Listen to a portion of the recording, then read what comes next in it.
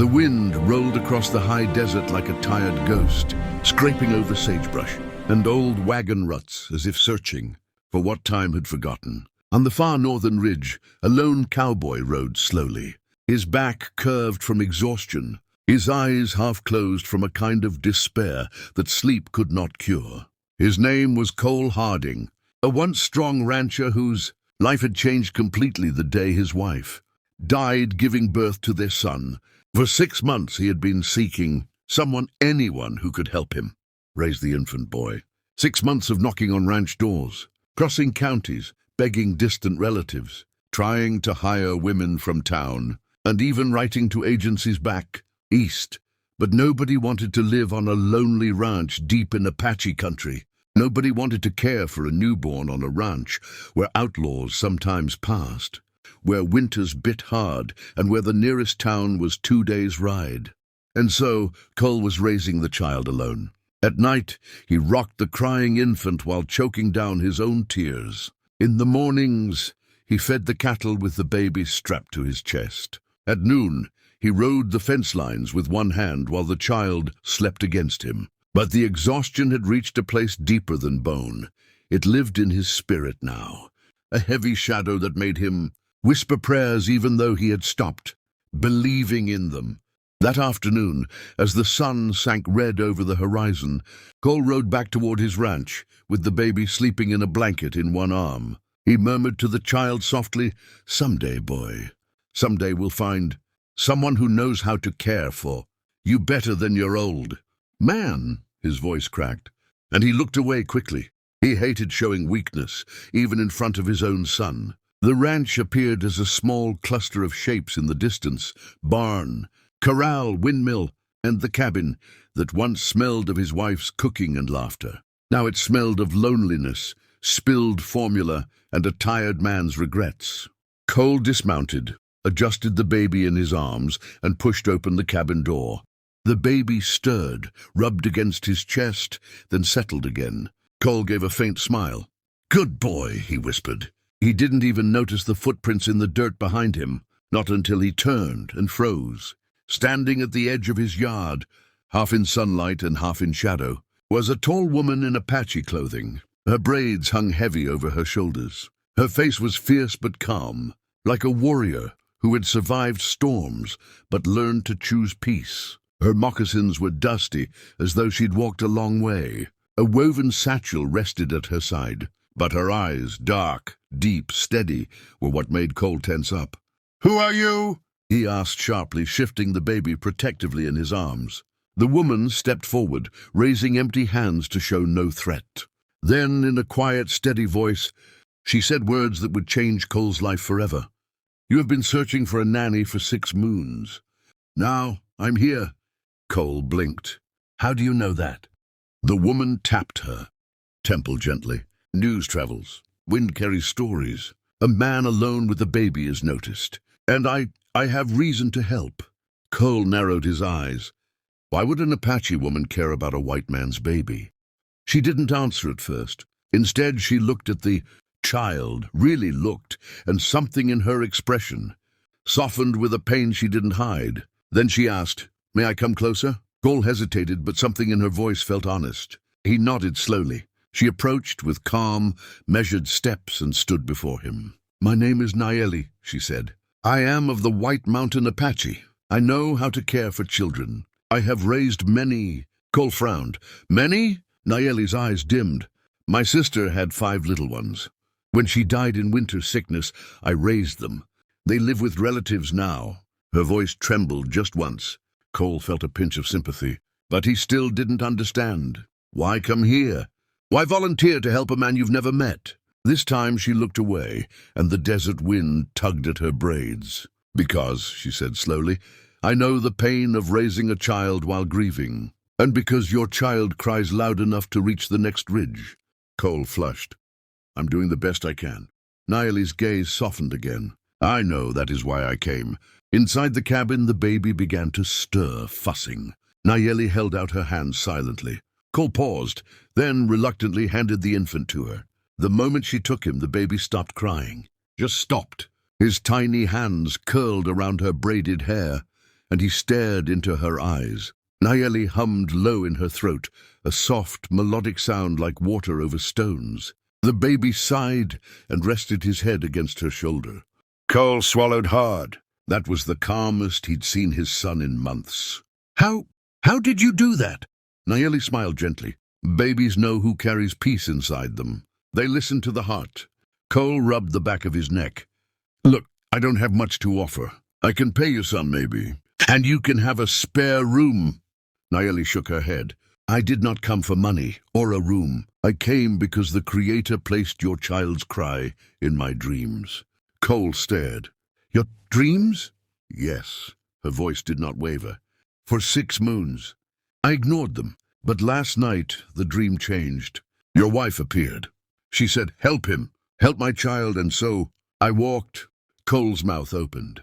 No sound came out. He didn't believe in visions, didn't believe in spirits, didn't believe in signs, but his heart whispered that something sacred had stepped into his life. He led her inside. She walked through the cabin with unhurried steps, still holding the sleeping baby. She inspected shelves, blankets, bottles, the cradle. Too cold here, she murmured. Air comes through the wall. Baby needs warmth. And you? She looked at Cole with a mix of pity and sternness. You need rest. Cole let out a weak laugh, rubbing his eyes. Yeah, that'd be nice. Nayeli placed the baby gently in the cradle. She moved with confidence, with knowledge, with a tenderness that Cole had forgotten even existed. And for the first time in half a year, Cole felt something loosen inside him, a knot of fear, guilt, exhaustion, finally letting go. When Nayeli turned back to him, she said simply, I will stay. Cole nodded. Then, welcome to the Harding Ranch. She tilted her head. Thank you. Then she added, and Cowboy, you look like you haven't eaten a real meal in weeks. Sit, I will cook. Cole nearly laughed again, but this time it wasn't out of bitterness. He felt something new, something strange, hope. As night fell and coyotes howled far off in the desert, the ranch glowed with the warmth of a fire and the steady humming of an Apache woman who had walked out of nowhere. Cole watched her holding his child, rocking gently, her voice soft and soothing, and he whispered to himself, maybe this is the beginning of something good. Before fading to black, the narrator's voice would say, if you're feeling the power of this story so far, don't forget to subscribe for more Wild West tales that touch the heart. Dawn broke with a pale gold glow that spilled over the mountains and dipped into the valley like warm honey. Cole stepped outside, stretching his sore shoulders, surprised at how deeply he had slept. For the first time in months, he hadn't woken to crying. He hadn't jolted awake in panic. For once, he'd rested. Inside the cabin, he heard gentle humming. Nayeli was up early, rocking the baby while stirring a pot of porridge with an effortless rhythm, as though she had lived here for years. Cole leaned against the doorframe, watching the scene with a mixture of disbelief and gratitude. You slept well, she observed without turning. Better than I have in months, he admitted. She offered him a small smile. Good, a father must be strong. Cole walked inside, rubbing the back of his neck. He still felt awkward. This was all new. A stranger in his home, yet somehow not a stranger at all. You really plan on staying? He asked. Nayeli nodded. If you will have me. Cole hesitated. Why do I get the feeling you're not telling me everything? Her eyes lifted slowly, dark and steady. Because some truths, she said, bring danger. A chill crawled up Cole's spine. Danger to my child? No, she said quickly. Not to him, but to me. Cole stiffened. Who's after you? She shook her head. It is not so simple. But before he could press, a sharp whistle echoed across the valley, 3 short blasts. Cole's face darkened instantly. That's a warning from the north fence, he said, grabbing his rifle. Rustlers have been spotted nearby. Nayeli placed the baby in the cradle and stepped toward him.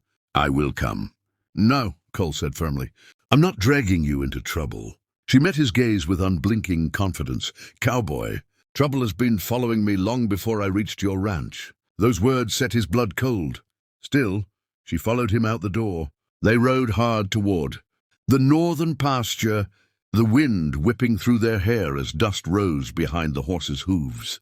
When they crested the hill, they saw tracks, fresh ones, leading toward the river. Cole cursed under his breath. "That's the McGraw gang," he muttered. "They've been stealing cattle across the county." Nanny dismounted and studied the tracks carefully. 4 men, one limping, one heavy. They travel fast. Cole looked at her in surprise. "How do you know?" She didn't answer. She simply followed the tracks silently, her eyes scanning the ground like she was reading a story written in the dirt. Cole followed her until they saw smoke rising from a nearby grove. "A campfire," Cole whispered.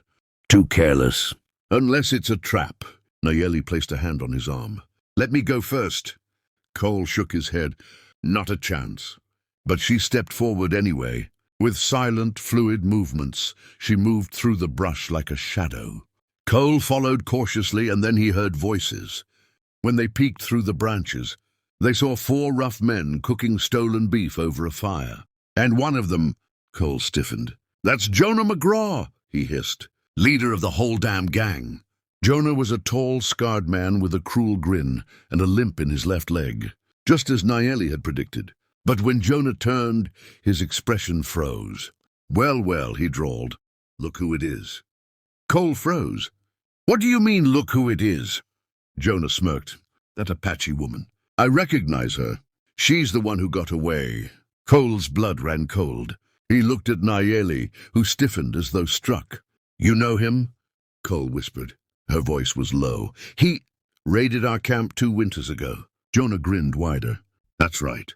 We took some things, burned some things. And this one, she almost sunk a knife in my throat." Cole's hands clenched around his rifle. Nanny moved closer to him. "Cole, listen. Jonah wants revenge. If he sees us, he will follow us back to your ranch." Cole swallowed hard. He had a baby to protect. But he also wasn't letting anyone hurt Nanny, not after what she had done for his son. "We need to drive them off," he whispered. Nanny nodded. "I know how." She pointed to the canyon ridge. "If we circle around, we can stampede your cattle toward their camp. Not to harm them, but to scatter them long enough for us to get help from the sheriff." Cole stared at her. "That's actually brilliant." Nanny gave the faintest smirk. "I have lived through many battles, Cowboy." They circled wide, climbed the ridge, and Cole whistled sharply. The cattle, already spooked by the rustlers, bolted. Thunder roared across the earth as dozens of hooves pounded the ground, rushing straight toward the McGraw camp.